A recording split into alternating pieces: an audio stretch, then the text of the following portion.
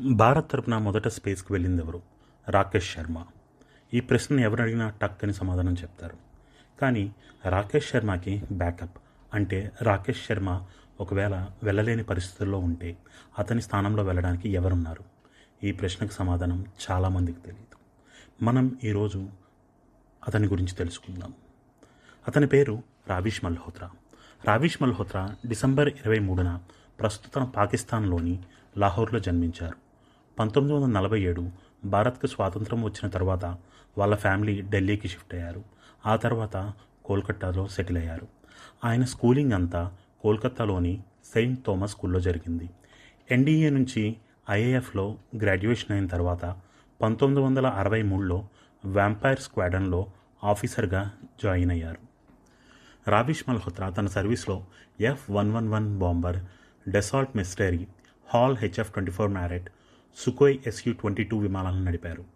1971 పాకిస్తాన్లో జరుగుతున్న యుద్ధంలో రావిష్ ప్రయాణిస్తున్న యుద్ధ విమానం మీద తీవ్రమైన ఫైరింగ్ జరిగింది. ఆ ఫైరింగ్కి ఏమాత్రం భయపడకుండా చాకచక్యంగా తప్పించుకొని భారత్ ఎయిర్ బేస్కి చేరుకున్నారు. ఆ యుద్ధం తర్వాత రావిష్కి US air force test pilot స్కూల్కి సెలెక్ట్ అయ్యారు. ఆ తర్వాత ఇండో సోవియట్ స్పేస్ ప్రోగ్రామ్కి సెలెక్ట్ అయ్యారు. మెడికల్ టెస్ట్ అన్నీ కంప్లీట్ చేసుకొని స్పేస్ ప్రోగ్రాంలో 2 సంవత్సరాలు ట్రైనింగ్ పొందారు.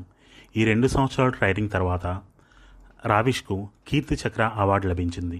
అలానే సోవియట్ నుంచి order of friendship of people పథకాలు లభించాయి. సోవియట్ నుంచి తిరిగి వచ్చిన తర్వాత హిడాన్ ఎయిర్ ఫోర్స్ స్టేషన్లో కమాండింగ్ ఆఫీసర్గా పదవిని పొందారు. 1995లో ఆయన ఇండియన్ ఎయిర్ ఫోర్స్ నుంచి త్వరగా రిటైర్మెంట్ తీసుకొని డైనమైట్ ఏరోస్పేస్ అనే కంపెనీని స్థాపించారు. ఈ డైనమాటిక్ ఏరోస్పేస్ NSCలో లిస్టింగ్ అయింది. Dynamatic aerospace Boeing, Airbus, Bell helicopters లాంటి ప్రముఖ సంస్థలకు విడిభాగాలని సప్లై చేస్తున్నారు.